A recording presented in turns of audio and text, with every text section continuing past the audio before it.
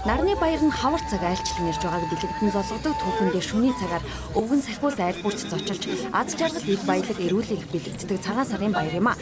Энэ жил Үлгий хотод болсон баярт Монгол Улсын их хурлын болон засгийн газрын гишүүдийн төлөөлөл оролцож ерөнхийлөгч ерөнхий сайд их хурлын дарга нарын мэдчилгээг Казак түмэнд хүргэсэн юм а. Баян Үлгийн аймгийн бүтээн байгуулалт 2015 онд эрс нэмэгдэж хөрөнгө оруулалтын хэмжээ 125 тэрбум төгрөгт хүрсэн нь Навризын баяраар иргэдэд дуулгах таата мэдээллүүдийн нэгийг ерөнхийлөгч болон улсын их хурлын дарга нар илгээс мэдчилгээндээ онцлсан байлаа. За бид энэ үеэр аймгийн удирдлагууд болон хүрэлцэн ирсэн хүндэт зочдын сэтгэгдлийг сонссон юм а. Өнгөрсөн жилд бол 35.3 тэрбум төгрөгийн бүтээн байгуулалтын ажил өрнөсөн. Мөн одоо мал зэрэг маань 5 төлөөрөө өсөн бойжсон. Манай аймаг байгууллагаас хойш түүхэнд анхудаа 2 сая мал төгрөгийг хүрсэн.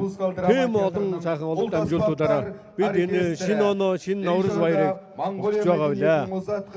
Одоо би энэ югаар бол манай Монгол улсын өнцөг болонд аж төрж амьдарч байгаа. Манай уугуул иргэд ард иргэдтэй мөн Монгол түмэндээ мөн одоо баяргашуудтай энэ Наврыз баярын мэндийг өргөн дэвшүүлж байна.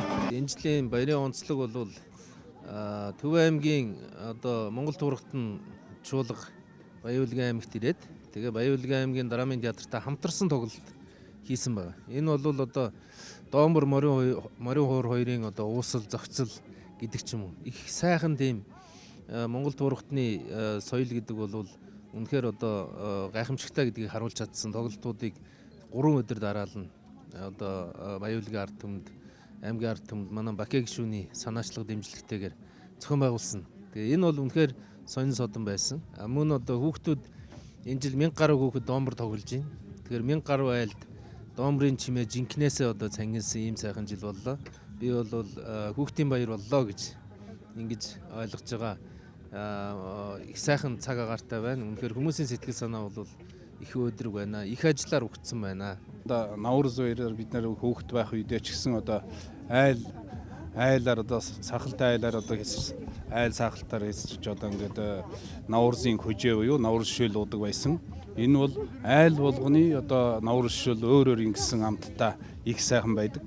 Энэ бол одоо хүртэл миний одоо хүүхд цаахан эхлээд одоо сэтгэлд хоногшүүлсэн байна. Навризын баярын нээлтийн бас нэгэн онцлогтой агшин бол баярын жагсаал.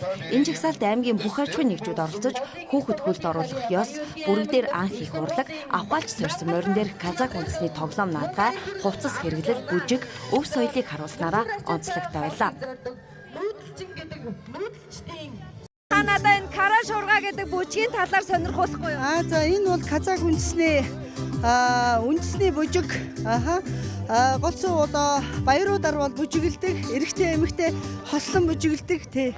Казакийн ард түмний одоо үе салгамжлсан уламжлалуудыг тэгээд явуулдаг юм нэг жишээлбэл Көкбөр гээд нэг Қызгуар гээд тийм одоо үндэсний бөхийн барилдаан тийм айцс гээд явдаг юм да нэг хөө. Манай хот нэг Наврыз көжөгээ хийдэг. Тийм махачанаас беспармагаа хийдэг. Беспармагаа Наврыз көжөөнүүтэй хийгээд зочноо ороод Навризын баярт эмэгтэйчүүдийн оролцоо хамгийн их. Тэд Навризаар барих гэрийг бүтэн жил бэлдэж, ширээн дээрх бүхий л эдээ ундагаа өөрсдийн гараар бүтээдэг байна. Казак түмний маань энэ том баяр болохоор зэрэг маш их онцлогтой. Үндэсний хувцастаас эхсүүлээд үндэсний хоол унднаас эхсүүлээд одоо маш их бэлтгэл шаардлагатай байдаг. Үндэснийхээ хоол болохоор зэрэг манайх ер нь бол 7 төрлийн гэж ярьдаг. Гэхдээ бол 9 төрлөөр хүртэл янз бүрийн юмаа хийдэг. Хатгамлын бүтээлүүдийн хувьд бол одоо ингээд ирсэн зочид гişтэй яг нүдийг баясгасан юм сайхан хатгамлууд дээ. Энийг Навризын баярт зориулж чинээр хатгаж ойд юм. Ойн ойлгүй яг энэ чинь зундаа ер нь бол 100 өвлжингөө одоо энэ Навризын баярт маш том бэлтгэл хийдэг.